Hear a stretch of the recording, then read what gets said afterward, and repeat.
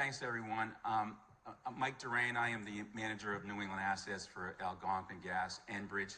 I'm here with my colleague Blair Hasty, and we just want to spend a few minutes presenting the case from Maple, and then happy to open up the floor for any questions that you might have. The first slide just tells you a little bit about who Enbridge is an international pipeline company in North America. But we're going to focus today just on the Algonquin gas pipeline that begins in New Jersey and terminates in Boston. Next slide, please. So everyone talks about this past winter being one of the warmest winters we've ever had, global warming and so forth. But let me tell you that this past winter in this low duration curve, the yellow kind of gold line is the demand on the Algonquin pipe for this past winter. And for the 151 days in the winter, comparing it to the previous 4 years, it has been the highest winter demand on our system in our history. And that takes into account the fact there's a lot of low carbon wind and solar coming on at the same time, and yet our demand continues to increase each and every winter without any additional facilities or projects to meet that demand. Next slide. This is Algonquin top 25 days in history. I'd like to throw out the green bars because that's when we had an offshore LNG ship offshore Boston that brought in considerable amount of volume during that winter. And that occurred about 5 years ago. It was the only time that ship has been offshore on that buoy. So when you take away the green bar in that year 5 years ago, you see the gold bar are the top 25 days on Algonquin. So the top 6 of those days, 6 of the top 20 actually occurred last year, 2 being the number 1 and number 2 year without that LNG ship. Can I add something as well? Please. From the electric side? A big part of the reason why the demand has grown on a pipeline like Algonquin is because on the electric side, we're seeing the retirement of older fossil fuel generation units and the incredible growth of renewable energy, but which is intermittent during the winter period in particular, so that you need some kind of a reliable bridge fuel in order to get sufficient electricity.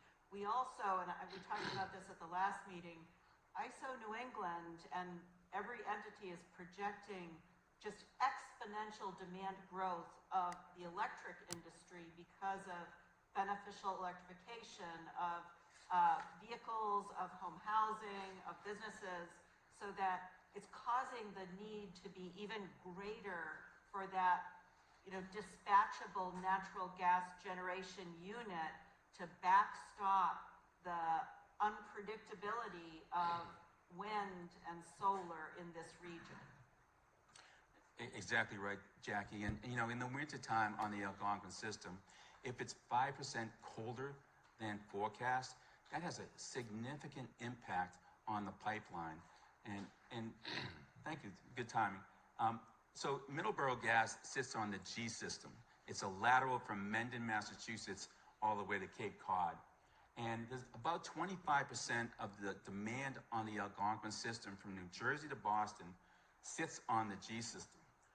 Think about the G system, there's no compression. So the earliest compression on the Algonquin system is in Burrillville, Rhode Island. So when you start losing pressures on the G system, then it just snowball because you can't catch up with compression. So this chart shows you the green horizontal line is the design capacity of the G system. And the blue and the yellow line is last year, interspersed with the last 5 years, is the graph showing that at times in the wintertime that we are at or above design, many days in the wintertime. And what that means is basically that the pressures start to drop on the G. So when you get down to Middleborough, when you get down to Cape Cod, the pressures are dropping, and we can't recover those pressures because the compression on the main line in Rhode Island just isn't able to recover that quickly because it's so far away. Next slide, please. And so finally, this is the last slide, and then, happy to address any questions. So because of these reasons and because of certain LDCs in the region have asked us to look at an expansion, we have come up with the Maple project. And the thing about the Maple project, we have the main line is the green line from, you see Hanover, Lambertville, New Jersey, all the way to Boston. There are no additional facilities required on the main line. There's no additional compression required on Maple.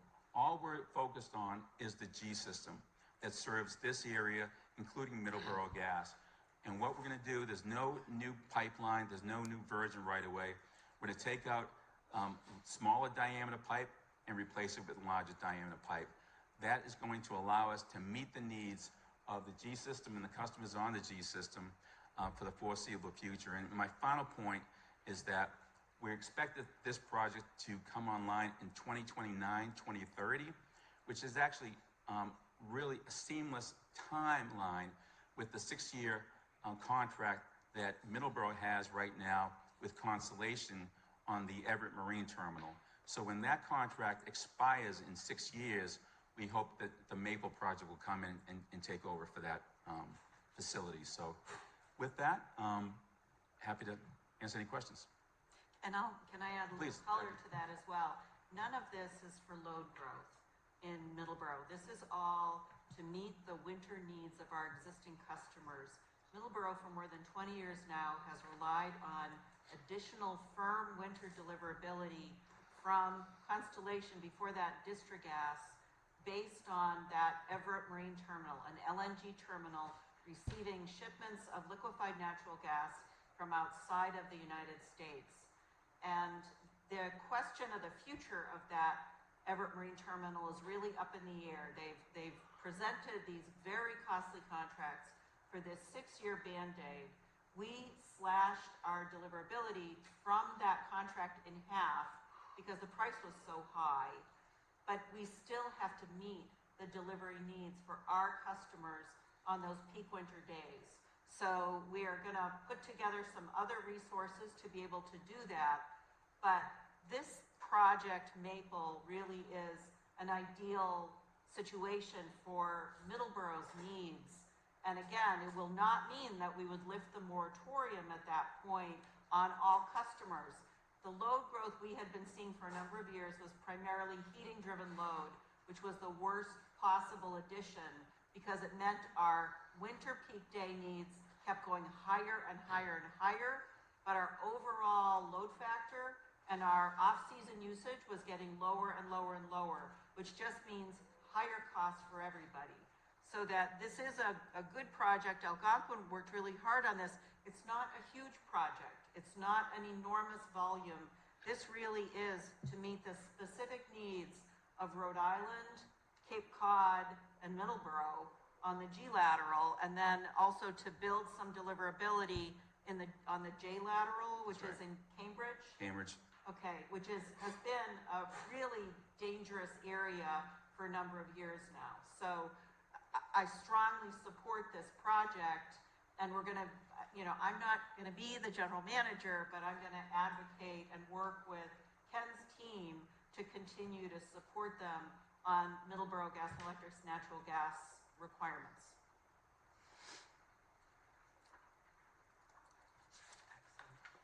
How many miles is the pipeline? The existing pipeline Or the, for the G system, yes, depending on the volume that we are anticipating, it'll probably be about a 6 or 7 mile lift and relay. So we take up the small diameter pipe, replace it in our own right of way. Right now, 6 or 7, and that will change depending on the volume that we ultimately get at the end of the day. no disruption to food service? No, because it's a loop line, so we'll serve it in the summertime on the one line. We won't do any construction during the winter time. I looked also at Middleborough's peak day requirements for the last couple of years. The highest ever send-out day that we had was in 2019, January 21st, 2019. That was a year when we had a polar vortex, and it was an extraordinarily cold winter with a lot of demand. That was on a 59-degree day. So if you take 65 degrees minus 59, the average temperature for 24 hours was 6 degrees. This past February, we had a colder degree day. On February 3rd, it was a 61-degree day, average temperature of 4 degrees. Our send-out was 7,130 MMBTU, which is it's like our third highest ever send-out. So that, we've been seeing 2 warm winters, but within those warm winters, we have days of extraordinarily high demand for our core customers, our firm customers. There were no customers on who we could have, shut off to reduce our demand. So Middleborough has an obligation to serve those customers, and that we've had the moratorium in place since 2019 because of what we saw that winter. And I'll just expand on Jackie's point. We have had some warm winters in the past. We're afraid that if we do get that cold winter, the cold winters that we remember growing up, then we are right at design right now on the pipeline. Any cost coming back to Middleborough or any shared cost for the expansion? So right now, it's going to be a 50-50 shared cost on pre-work, and then that gets rolled into the project cost at the end of the day. So if the project goes forward like we hope, there's no cost essentially for Middleborough. It rolls into the rate. And the way pipeline rates work on the gas side is we go under straight fixed variable rate design. So all of the sunk costs are paid up front. It's a demand cost. So, and then there's a very small amount that you pay when you actually use the capacity. But that's, it's what I like about the gas industry in some ways versus the electric. They know that you have to have some facilities in place, and you have to properly pay for the facilities and maintain them so that those costs are sunk in the project. And if we did this for Middleborough Gas by themselves, the cost would be extremely higher. This is going to be shared costs among a number of LDCs in the region, so that really brings down the unit cost for Middleborough Gas. And it's still a situation where, because they aren't assured recovery, it's very rare for an electric generator to ever agree to a firm pipeline contract because they won't recover the costs that are there. But on the other side, the traditional gas customers take their obligation to serve very seriously. Where do you currently stand in the process for approval with the state? With the state? So we are right now looking to get signatures on the precedent agreements. And at that point, we will file with the Federal Energy Regulatory Commission. And then the state level would be the LDCs within the state will file with their state regulators. We don't have to file anything with the state. We file it with the Federal Commission. That may be my last act as the general manager signing the precedent agreement. We'll give you a signed copy and frame It it. would be my honor, yes. What size is the new main? I'm sorry? What size will the new pipeline be? So we're taking out 12-inch and putting in 30-inch. And the reason for that is if we put in smaller diameter, we'd have to add more miles to the project. So by putting in higher diameter pipe, you limit the work that's needed in that right away. Does that enable you to pack the pipe before a cold forecast is coming to improve the deliverability? It's one of the benefits, Jackie, of having the higher diameter pipe is that you're able to have some line pack in that pipe. So if all of a sudden a 25-degree day drops to a 10-degree day, you have a little bit of a buffer zone in the pipeline. And this is, one of the challenges in this region is we don't have any traditional natural gas storage. We have some LNG tanks, but that's not the same thing. And you can't move in and out of an LNG tank quickly. It's only by trucking it in or liquefaction, which is quite slow as a process. So, Chairperson Farley, I like watching the stock shows in the morning, and Darren, I think his name is Darren Woods for ExxonMobil. I was kind of astounded that they're in the process of trying to green up the process for, moving gasoline and all this other stuff. Do you folks do that as well? We do indeed, and I'll have Blair. I was going to say, you don't get credit for Well, it. you know what? Then we have the expert here to talk about that. Yeah, sure. So we've made a number of investments in the renewable natural gas space. We've invested in a couple of Massachusetts-based companies. One's called Divert, another one's called Vanguard Renewables, that we've partnered with on opportunities. And what that does is you can take feedstock, various types, food waste, for example, dairy farm waste, and you can take what would otherwise be methane that leaches from those processes, capture it, clean it up, and put it into the pipeline network. We've also made some investments at our Ontario-based LDC in the hydrogen space, where we've started hydrogen blending at our Ontario LDC to a subset of our customers. There's a substantial amount of studies that have to go into risk assessments and that sort of thing in order to ensure that you can do that. But we have these types of technologies that are available. On the RNG side of things, we're already producing through our subsidiaries and injecting into pipeline networks across the country. There is significant opportunity on this front in the New England area. It hasn't been an approach that's been largely explored, in my view, by in Massachusetts specifically. The push is more for electrification, but there is certainly an opportunity on the renewable natural gas side.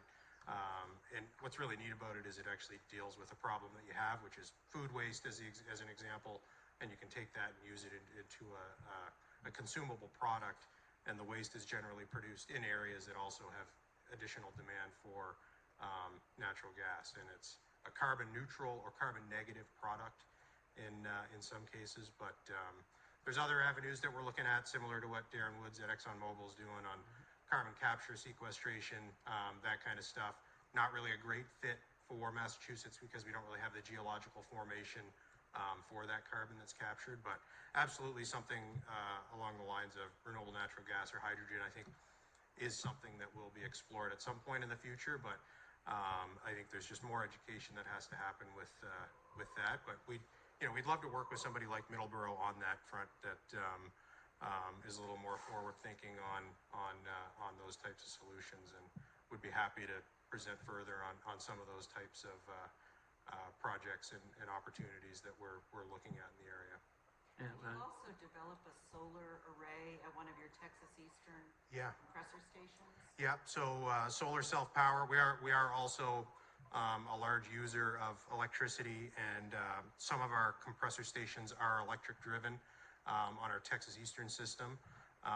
So in areas that we do have a large electric demand and we have the space available, we've installed solar arrays to reduce our dependence on grid supplied power. And it's actually a net saver for our rate base and decarbonizes our electricity as well. And on the decarbonization front, we're also doing things that reduce our company's carbon footprint. Any kind of actuators or valves that have any kind of fugitive emissions with that, we're replacing that. We are electrifying compression where it makes sense and where there is, visibility on grid reliability and that kind of stuff. And also recompression associated with blowdowns. When we do maintenance activities, in the old days, you just vent it to atmosphere. Now we bring in recompression technology that sucks down basically the gas that's present in the system and puts it back into the section for consumption by end users, as opposed to venting or flaring that gas. So we're doing everything that we can to help decarbonize our own operations, and we want to do more in the area to help our customers decarbonize their supply as well. But happy to answer any further questions on any of that. That should be publicized. That you don't get the credit for it. Same with ExxonMobil. Yeah. And I can't get gas on my street. Yeah. Either way. No, they have to cross a bridge, little thing like that. Yeah. You know the right people. I've had no influence at all. Oh, just a little one. Yeah. Okay.